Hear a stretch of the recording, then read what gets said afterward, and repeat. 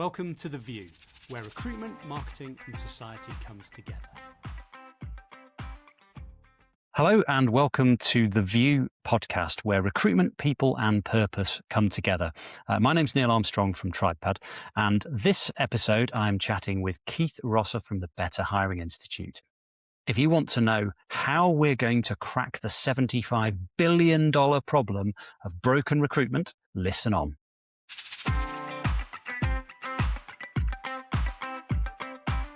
Hello and welcome to The View from TribePad. I am chatting today with Keith Rosser from the Better Hiring Institute. And the name of the organisation should tell you a little bit about the mission. Keith, you've got a really distinguished career across recruitment and many different industry groups as well. So tell us a little bit about yourself and the Better Hiring Institute. What do we need to know? Thank you, Neil. Well, most important thing to know about the Better Hiring Institute is that we want to make UK hiring faster, fairer and safer. We talk a lot about making UK hiring the fastest globally, the fairest in the world and the safest it can be. That's our mission. In terms of me, I have over 20 years in a recruitment company called Reed. I'm also a non-executive board member with a Home Office, NDPB, with Scottish Government, all around sort of labour markets and helping improve the world of work. And really the Better Hiring Institute is sort of one of those personal missions, if you like, to transform what's quite a sort of old, outdated, broken process and to recreate something that the UK can be really proud of. What is it that drives you to achieve that mission? Well, why is that a passion project for you?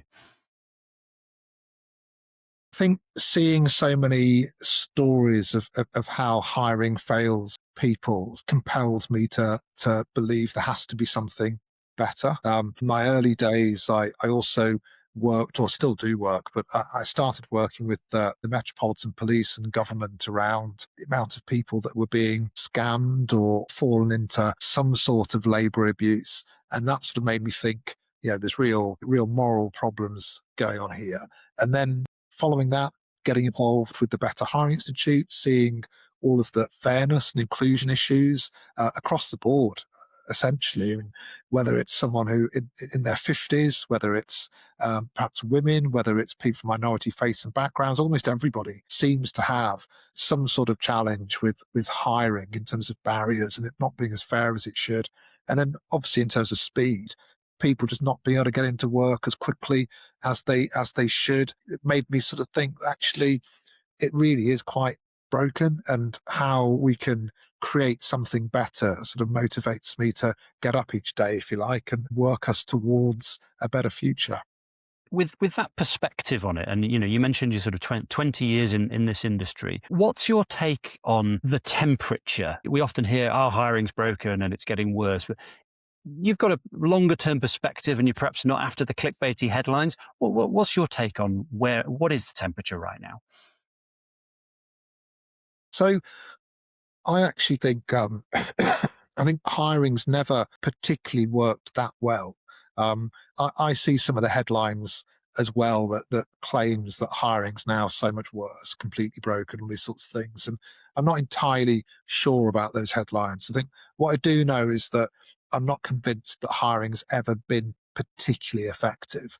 What we're seeing now is just a continuation of that. I view it a bit more as a failure to fix hiring than a sensationalist headline that it's getting worse and worse and terrible. I think probably it's always been fairly ineffective, and it's just more that we've failed collectively to fix it.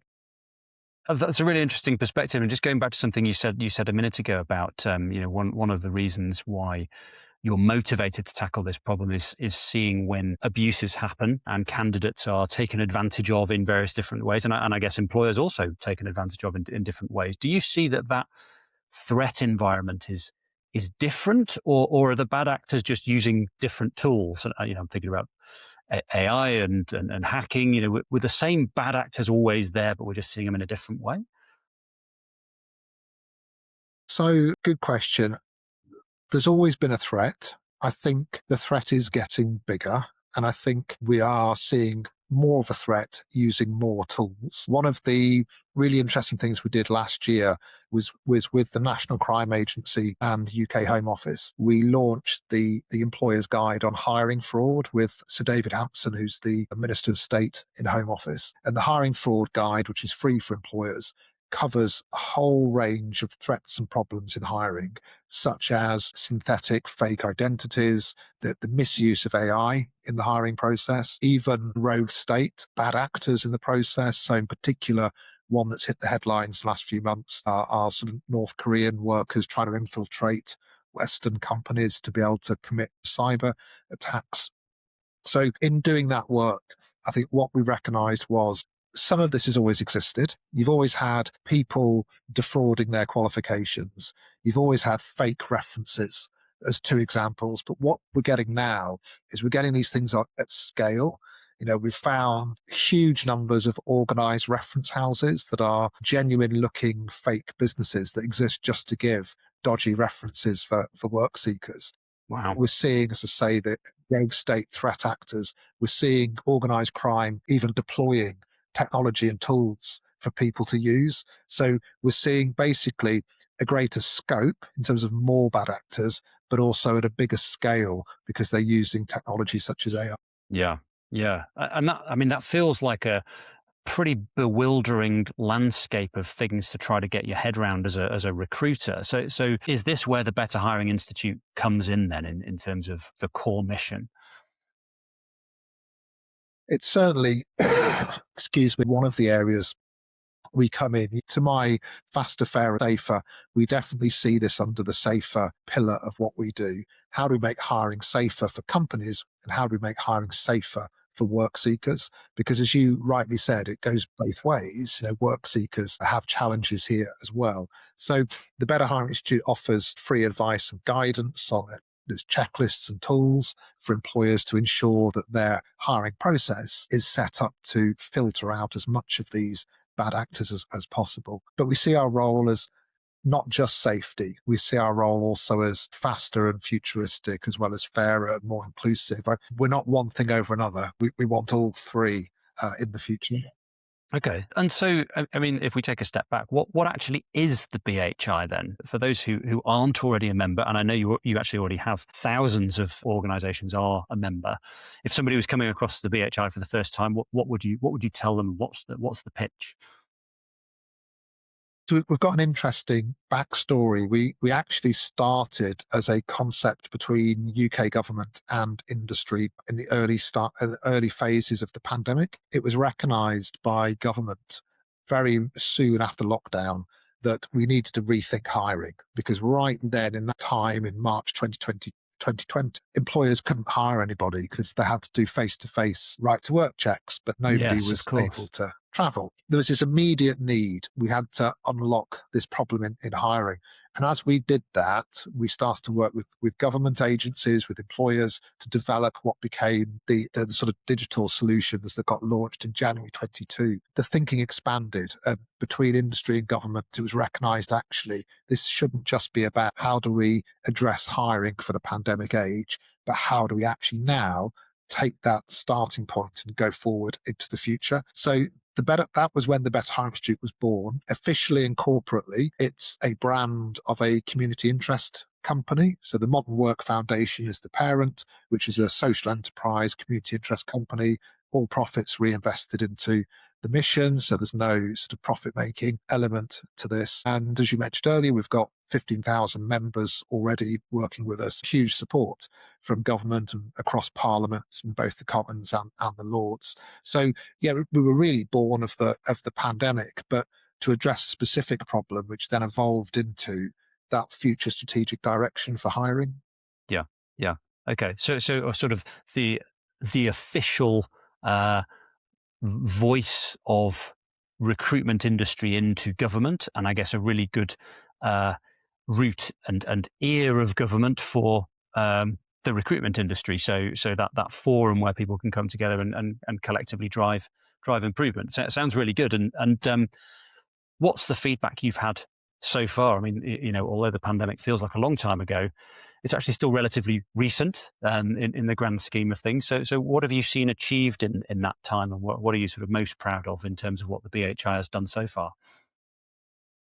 Yeah, no, good question. And just one qualification point as well I'd make is we don't see ourselves as the voice of the recruitment industry in terms of what people Okay. might think of as recruitment agencies. We see ourselves as the voice of the hiring community. So that can be recruitment companies, but it could equally be SMEs, end clients that do their own hiring. Where we sit is really wherever there is hiring done, rather than something that's, for example, the recruitment sector. But in terms of what we've achieved, I've been delighted by what we've done in such a short amount of time.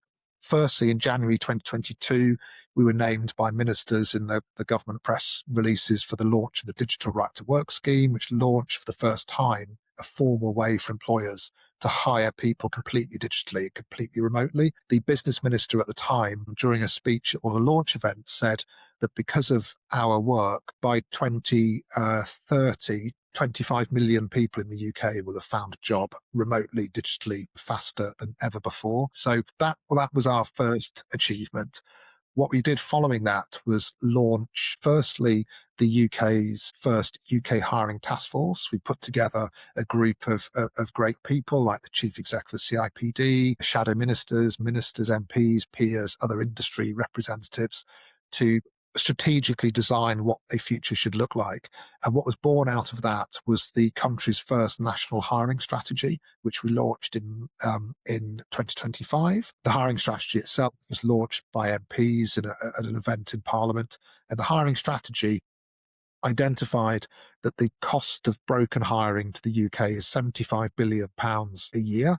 And that cost is about how many people leave their job in the first 12 weeks because they weren't a good fit, how long and arduous the process was, how inefficient it is, the cost of vacancy management, the cost of people not being in work. And the strategy said that £75 billion a year could be cut drastically by making a far more intuitive, effective, fast, fair, safe hiring system. And it put forward 29 key recommendations. And those key recommendations that are now already live, some headlines of those, I won't cover all 29, you'll be glad to know, but some headlines are: we created the first ever vehicle for recruitment technology. So the first RecTech Association was launched in Parliament in September last year by the Right Honourable Chloe Smith. And the ARTP, as it's called, Association of RecTech Providers, are working on the first set of industry standards so employers know what RecTech firms have met a standard.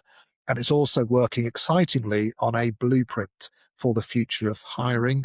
We've got several working groups with UK government and RecTech providers covering everything from digital wallets, digital identity, criminal record checks, digital credentials, and they're developing a sort of future RecTech roadmap for how we use technology to inspire and create a new way to hire versus what I critically often say is, to date, the misapplication of technology over the top of the broken hiring process. This is Yes. different. This isn't putting bits of tech in. This is a new. So the ARTP was born. We also talked about the need for a set of national hiring metrics that are universally understood and agreed by in every boardroom, by every company, so everyone can assess how they compare on hiring.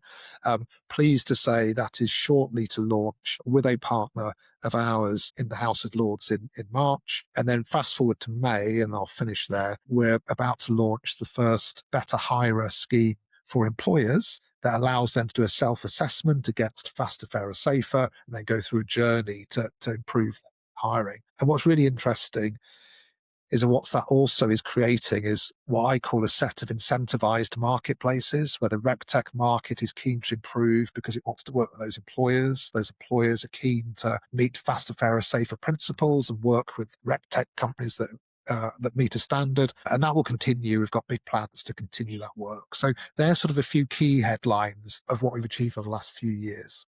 I mean, that sounds like a lot of large initiatives that are either launched, ongoing, or coming up. It's pretty transformational in terms of the ambition. It sounds like you have there in terms of um, improving this process. And I mean, I don't want to skip over that number: 75 billion in the cost of bad hiring is mind blowing, in terms of you think of, well, how many hospitals could we build with that? What would that do to GDP? Frustration, because certainly something we're very aware of is along with that cost comes frustration, stress, potentially negative health impacts. I wonder, was that factored into that 75 billion? I guess it'd be hard to count, but It was referenced. You're absolutely right in saying it's hard to count. So we cheated a little bit, and we referenced the fact there were then health and well-being impacts, mental health impacts, without fully counting it. The strategy was launched last year, but clearly it's got a roadmap, it's got the recommendations, it'll need update moments. So we will continue to revisit, revise, develop. So looking at ways to further count some of those extra costs, I think would be really important. And there's the sort of what I call the trying to avoid or tackle those negative costs, but there's also, as you've also intimated, the positive amplification numbers. What's the amplification of hiring quickly, on productivity, on positive well-being, on tax take for the treasury? yeah. I think we used actually some data from iPad in the national hiring strategy, and one of them that might have been yours was just how many job applications in the UK alone there are every year. And when you look at how many applications there are, how many don't get through, don't hear back, fall out, how many then do get a job, but then how many leave that job in the first 12 weeks because they weren't a good fit, they're actually extraordinarily big numbers.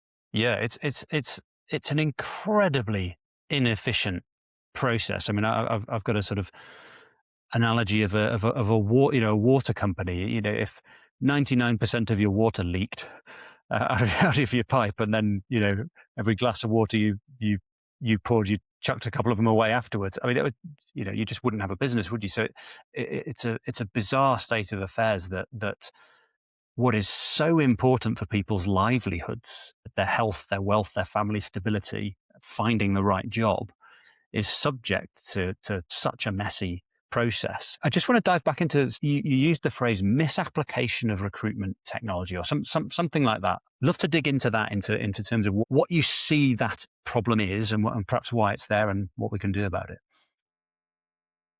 So maybe you will say I'm a bit harsh now, but one thing I have said a few times last year is that I actually have a fairly strong belief that says an 18th century mill owner wouldn't be completely surprised or confused by modern hiring.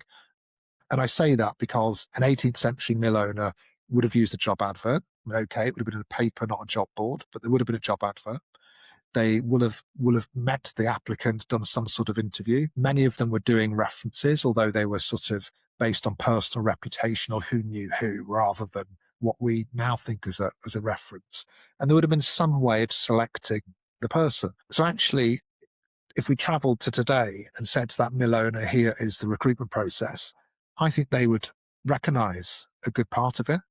And one of the reasons why I think they would recognise it is because what's happened with a lot of recruitment technology has been just to try and tweak or slightly improve a certain part of the hiring process. What we haven't seen, or I haven't seen, is something that's come along that's completely changed the way hiring's done.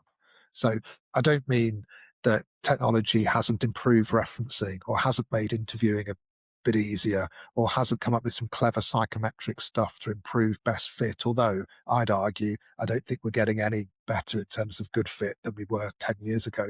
Yeah.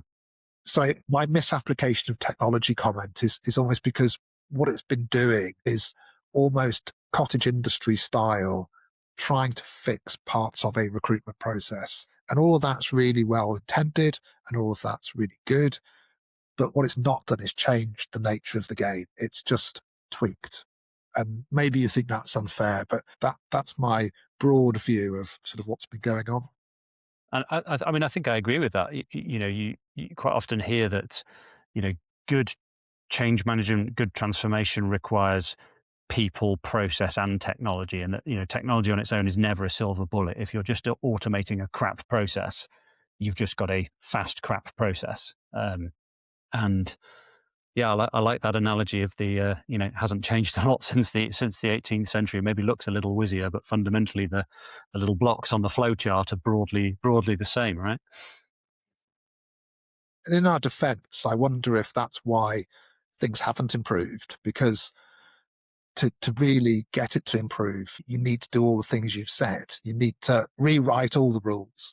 You've got to get that recognized. You've got to get all this support behind it. So actually that's quite hard. Yeah, Whereas for a commercial company, it's much more advantageous as a commercial company to choose part of the hiring process and to sort that out and build a commercial model off that and go and be successful. Where's the motivation to try and tackle something that requires so many different things to change? And I wonder if that complexity and inertia to change the whole system is why people haven't done exactly that and tried to change the whole system. They've picked yeah, off the bits they can chew.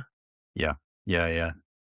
It was eat the elephant one bite at a time, or whatever it is. But who's going to take on the whole elephant? So, now obviously one of the reasons we're talking today is TribePad is a founder member of the RTP, and completely aligned with the vision that you have there from the Better Hiring Institute of. Our strapline is making recruitment fairer, faster, and better. And I think the BHI was faster, fairer, and better. Faster, fairer, and very similar, right? A So really, really, really good alignment. And I think also, we're working with you and the team at the moment to look at those policies and standards. And I think seven sort of areas have been put forward, drafted so far. I think the view is to take that to sort of 8 or 9. And if there's things around data privacy, AI transparency, technology stability, candidate experience, employer guidance, and of course inclusivity. So really trying to break down that the whole spectrum of recruitment and tackle each part. Is there an area within all of these different sort of parts of the process that really grinds your teeth, that you think that's the one we've got to crack first? yeah, okay. So firstly, I promise we didn't copy your tagline. They are extremely well aligned. I agree. Yeah, in terms of the sort of hiring process as it stands, I think what worries me about certain approaches to hiring, and not TribePads but others, is that there's too much competition for volume, and things are set up to try and create the largest open-ended funnel, and the concept that you then must come out with a good answer because you've had everything go into it. My worry about that is that it just doesn't treat people properly, because vast numbers of people are going to go into that funnel and they've never got any chance of Yeah, coming out the other yeah, end. In fact, they're probably not even going to get an answer. One of the things the Better Hire Institute also does is we run the all-party parliamentary group on modernising employment in Westminster. It's the biggest employment-focused group in Westminster, and it's peers, MPs and industry. And last year, we held an event on hiring for the next generation, and a young person came along to speak who was a student president representing large numbers of students across several universities. And his words still strike me today. He said to young people that the selection process is a rejection process. And I think that's one of the things that grinds me most, is that you earlier referred to this idea that, how nationally ineffective hiring is. And if the UK was a company and you presented the stats on how bad hiring was, it would be the first thing to get sorted out. But actually, in all those numbers are people who are trying to get on with their life. And the fact that we've set up a process in some cases to just cast the net as wide as possible means we're never going to be treating people yeah, humanly and all of that. And all these people that get ghosted, get the back. Again, this young person said that it's quite common for a graduate or a young person to apply for over 100 jobs to even get an interview. I mean, yeah. that just doesn't feel at all right to me. Yeah, it's heartbreaking. I have kids who are, one of them is looking for a part-time job at the moment, and experiencing all of those things firsthand, of applying for multiple things, hearing nothing back, even going to interview, hearing nothing back. Even one example where he went and actually did a shift in a restaurant as a tryout and unpaid work for 3 hours, and they still didn't even call him back to say he hadn't got the job. I mean, just an appalling way to treat people, and that is happening at scale across the country. It's pretty shocking. So It is. you mentioned earlier about the idea of having a sort of a scorecard and a consistent set of benchmarks. Do you see that? Sounds like a great idea, so that companies can benchmark themselves against, I guess, local, regional, national, sectoral data. Do you see a danger of that drifting into legislation and sort of mandated ways that recruitment could or should work?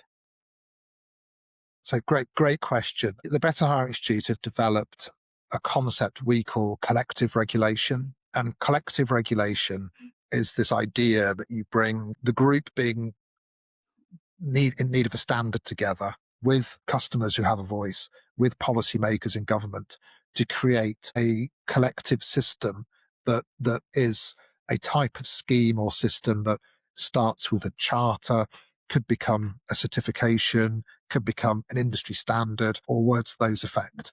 And the idea is that we try and improve things through non-statutory regulatory means, which allows the government to see progress without it costing any money, without it taking any resource. Now, clearly, if we got to a point where all those schemes failed, you might have to move into a system where it might become legislation and what I would call sort of hard enforcement. But that's absolutely not the intention. And we've already started working with the bodies that will become the Fair Work Agency to work alongside them to almost say, you do the hard regulation stuff, the thing that really needs the big stick and inspectors. Leave us to sort out the 80% of things that could be improved that just don't need lots of costs and expense of regulation. Yeah. So the Yeah. vision, put it simply, the vision of collective regulation is that we can raise standards through non-statutory legislative means and only use formal regulation if we really have to. Yeah. That makes complete sense to me. And I think you mentioned at the beginning of this chat about the sort of positive market forces. Was it the positive marketplace you said that you'd create within the ARTP, where tech providers want to become certified to these standards and therefore want to positively advertise that as a way to attract like-minded clients? And obviously that's why TribePad is involved here. We see the mission and also see it as a way of, well, we want to be a good provider and we want to work with good employers, so we all deliver better outcomes for candidates and the economy. That's right, pretty much spot on. We call it incentivized marketplaces. And the concept being, and I mentioned earlier, we'll be moving into the recruitment sector next. The concept being that the recruitment agencies want to sell to those 15,000 employers. So to allow them to sell to those employers, we insist they meet a standard and they behave in a certain way. Those employers want to be seen as better hirers, better employers. To do that, they have to use recruitment agencies or rec tech companies that have met a standard. So it creates these incentivized marketplaces that want to enact and want to work with each other commercially. But to do that, they have to show that they meet the standards. And my view is very much we only get big change if commerciality, commercial success is part of that equation. Otherwise, we just get inertia. Absolutely. I just want to move on to the sort of, through your career, you've been on a number of different sort of steering groups and advisory panels, and you've been a chair and a trustee and all kinds of different things. Many people won't have done that. I guess particularly within recruitment, perhaps have had no experience of working with government and sort of trade bodies. The launch of the ARTP was pretty glamorous at the House of Parliament and the sort of big names MPs there. What's the reality of working with government as somebody from the private sector? Do you find that there's sort of frustration and slowness, or actually is it a really good interaction where people want positive things? I felt like a leading question, but let's go with it. Yeah, goodness me. So my advice to people, if they want to work with government in the sorts of ways that I have is, um, you've got to be prepared for the long road. So don't, if you think you can just do it for 3 weeks and get some big success, forget it. So be prepared to be in it for the long haul. Um, it's very much about relationship building and influencing. Become very good. It took me a while, but become very good at simplifying complex problems to one or two lines so you can catch somebody and they Yeah. fully understand immediately it's of national importance. If you can't do that, or you fall into the detail of all this stuff, it's gone.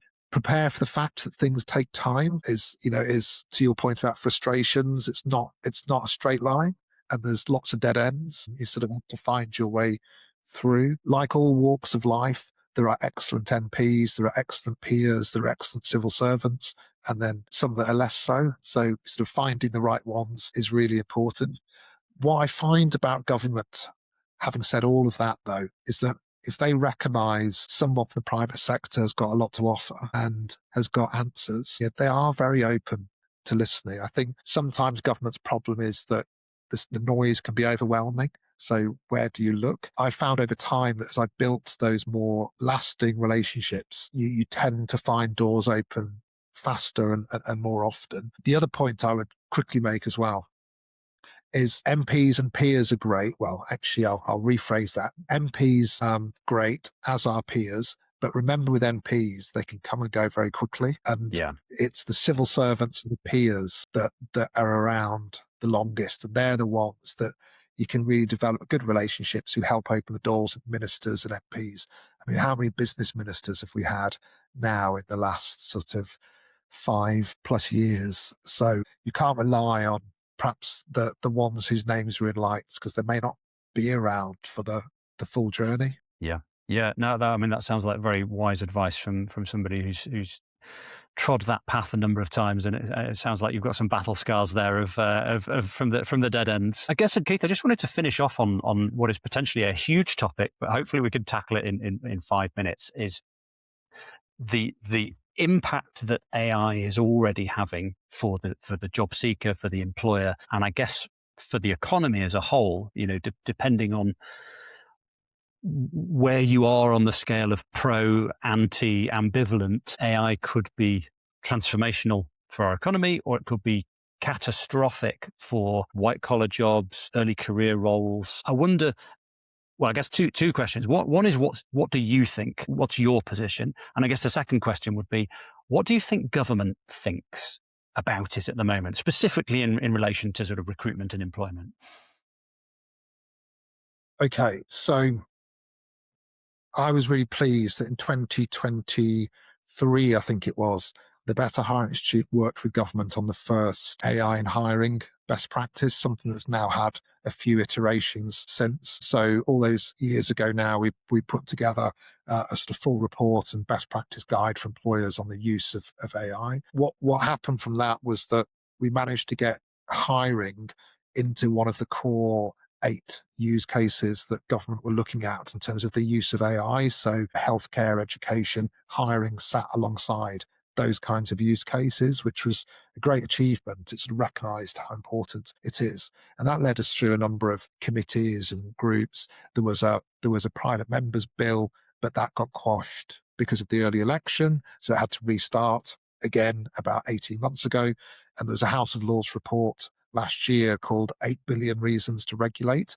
And the idea being that AI is hugely important, but there needs to be some regulation to steer and to give certainty to employers. And hiring and the Better Hiring Institute featured really strongly in that. So we were really pleased with all of that work. However, recognise that the full scale of the challenge with AI. And I think there's good and bad AI for work seekers. There's good and bad AI for hirers. I see our role as humans to be, the moral or ethical parent.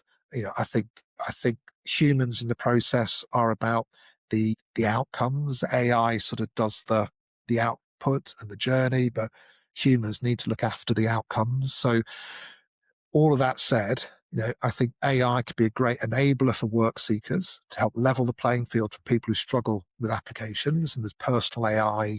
recruitment type bots that are really great at helping people who need it. Equally, I think AI can be really misused by work seekers to fall over that line of fabrication and etc. And then equally with hirers, I think AI could be a great tool to aid selection, to speed up the process, to help the communications with the work seeker about where they are in the process and what happened, and even feedback. However, I think there's really poorly executed AI by employers that go too far into the shifting selection and non-communication and running a purely robotic process.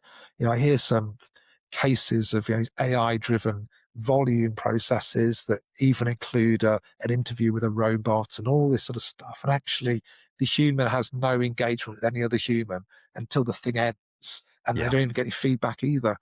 Yeah. So I think there's really good AI, there's bad AI, but I think our role is not to fight against it or necessarily to overregulate it. I think our role is to really be that ethical parent that helps ensure that it's used in its best way with a focus on humanity and outcomes. Yeah, I completely agree. I think it's how to act as that ethical parent is the real difficulty. I suppose with that in mind, if you could, what would you go back and tell 20-year-old Keith about his career and how and what was going to happen next? I think I would go back and tell the 20-year-old version of me to firstly sort of not hang around and just sort of try and do things as well but as quickly as possible, not sort of see a career as something that's hugely long in one or two places and get too hung up on that. I think for young people now, making impact, being in a hurry, I think are good things. I think seeing beyond traditional boxes is really important, and you know being as widely impactful as possible, gaining experiences that aren't just about your paid employment, working sort of sideways as well as upwards and downwards, I think in this new world is going to be really important. I think if I was 20, I would be absolutely more concerned than I was about the link between education and work, the type of skills that I would probably need.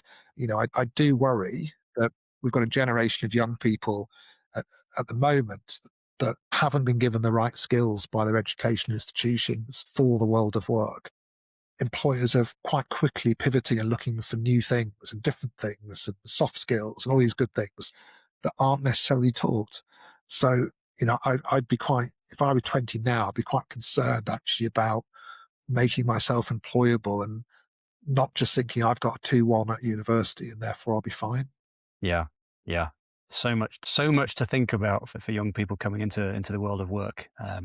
But yeah, Keith, that's been really fascinating. Obviously, at TribePad, we're involved in the ARTP.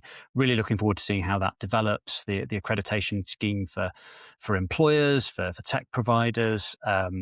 Love the idea of benchmarks for employers as well, for hirers. And yeah, congratulations on what you have set in motion there at BHI. It's really impressive, and I think that the gains and 75 billion of inefficiencies and pain is a target well worth going for. So thank you for your time today, Keith. Neil.